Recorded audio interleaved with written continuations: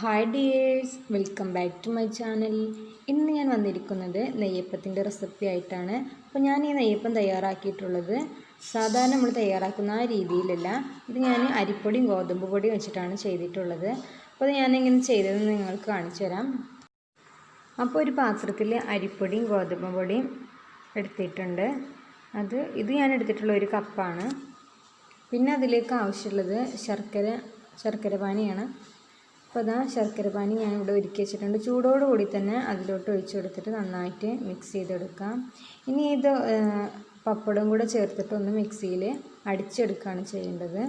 നമ്മളിതിലോട്ട് baking soda അങ്ങനെ ഒന്നും ചേർക്കണില്ല. എന്നാലും നല്ല പെർഫെക്റ്റായി നല്ല മയമുള്ള അപ്പമായിട്ട് തന്നെ നമുക്കിത് കിട്ടും.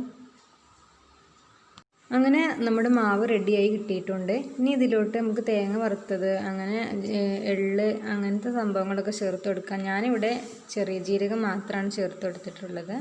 പിന്നെ ഏലക്കായും കൂടെ ചേർത്ത് കൊടുത്തിട്ടുണ്ട്. നമുക്കിത് ഓരോന്നായിട്ട് ചുട്ടെടുക്കാം.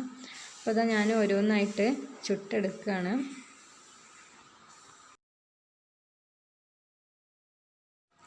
അങ്ങനെ എല്ലാ അപ്പങ്ങളും ചുട്ടെടുക്കാം.